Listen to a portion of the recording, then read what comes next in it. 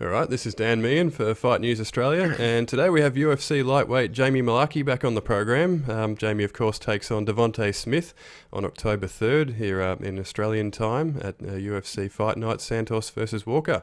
And Jamie, how are you? Good, mate. How are you? Yeah, good, good. Thanks for stopping by. No worries. Now, last time we caught up, you were preparing to take on Khama Worthy at UFC 260. So, how's life been in the on the UFC winners list? Yeah, going good, mate. Going good. We've kept that momentum going since the last fight. Feels good to get back in that win column. So just looking to keep that momentum going and get another finish. Absolutely, and despite being an underdog in that one, you made relatively short work of a dangerous guy. I know you were sort of technically 1-1 going into that fight, but how much of a relief was it to have your hand raised, and does it feel like a bit of a monkey off your back? It does, but at the same time, it doesn't because I've still got a fight left on this contract, and I feel like every fight should be with that underdog mentality, if you know what I mean. That's sort of how I carry myself. So to be honest, mate, I never care about what the odd makers say, if I'm favourite, if I'm not favourite, if I'm underdog. It doesn't really matter. I've always got that underdog mentality, and I know I've trained hard enough to go in there and put this guy away. Yeah, and when you get to that point where you've got one fight left on the contract, do you get any sort of indication of what they want to see to sort of get another deal or anything like that?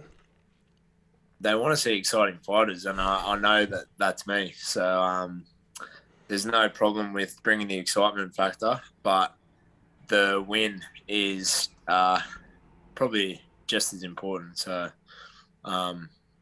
if I can get the excitement factor and the win, that's even better. Absolutely. And how much do you remember about the Khama Worthy fight, and sort of how do you reflect on that performance?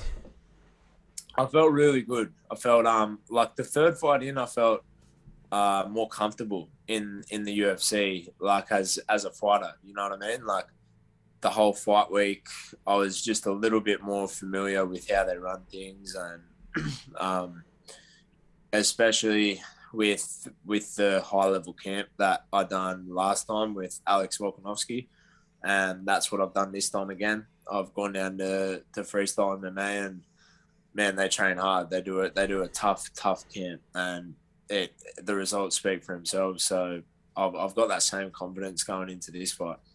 Yep. And so yeah, immediately after that stoppage, we saw a bit of an outburst of emotion there. Can you give us an idea of what you were feeling in that moment? Oh, just the same feeling that always get when you knock a man from his feet to the ground and you knock him unconscious. It's a hard feeling to describe, but I think the best way to describe it is about as primal as it gets. Yeah, absolutely. And how do you like to celebrate a win post fight? I think it's probably singing about 1,000 schooners with my mates. Yeah, sounds like a good time. Bet they taste all the sweeter after a win like that. Oh, bloody oath, mate. Bloody oath. And you, of course, then had 2 whole weeks to reflect on that performance in hotel quarantine. So now that you've been there and done that, what's it actually like being cooped up in the hotel when you get home? Oh man, it's everything you think it is. It's just death. It's no, it was a lot better with the win, obviously, to reflect with those 2 weeks. But it's getting a bit ridiculous, man. I'm hoping that they make a change. Fingers crossed. I won't get my hopes up too much, but fingers crossed that it's not going to be a 2-week quarantine in a hotel by the time we get back this time. But it's just a bit mentally draining. Yeah, I bet. And as mentioned off the top, this time you're back in action against another dangerous opponent in Devonte Smith. On paper, it looks a pretty similar matchup to Khama Worthy. How do you feel you guys match up? I agree. I think it is a very similar matchup. I think Devonte is going to be a little bit faster. and I think it's a good matchup. I think I'm a stylistically bad fight for him, but we'll see. Like I'm expecting a tough fight, but we're ready for a tough fight as well. So we're gonna see. We're gonna see what he brings in, and should be an exciting fight too.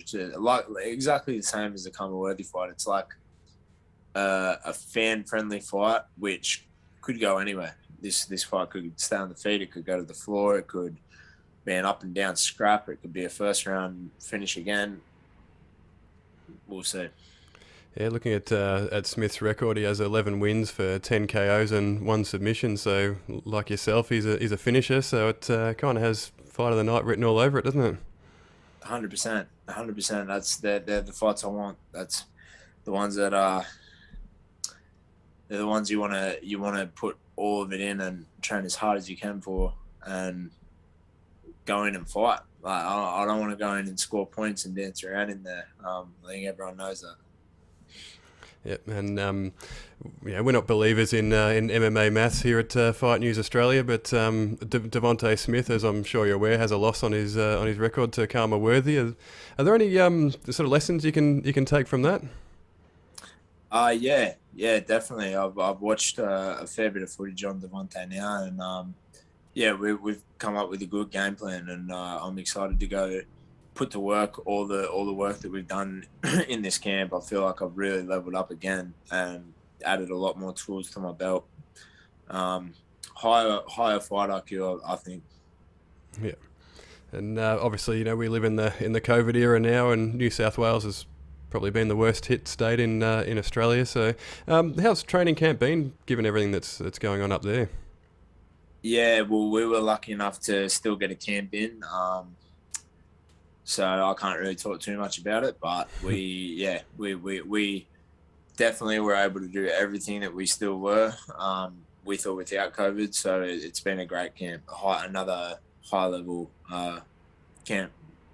Yeah, we caught up with Joe Lopez recently, and he had a similar sort of sentiment. He wasn't able to sort of talk any specifics, but have you done pretty much the whole camp at Freestyle? Pretty much, yeah. So pretty much we've done the whole camp down there, and yeah. Not much else you can say. Yeah, and of course, Alexander Volkanovski is in action just a week before you at UFC 266 against Brian Ortega. What's your prediction for that one? I predict that it'll probably be a late stoppage for Alex. I don't think Ortega will be able to keep up with the pace, and I really don't think he's going to be able to get a hold of Alex and dictate where the fight goes. That's one thing that I think even Ortega might be overlooking, just how well-rounded Alex is. So yeah, I see definitely a finish coming later in the fight. Yep, and it's always nice to see more Aussies on the roster. And during the week, we saw Jack Della Maddalena earn a UFC contract on the Contender Series. Do you keep an eye on fellow Aussies in the UFC? And did you see Jack's performance? Yeah, I did. That was a absolute war.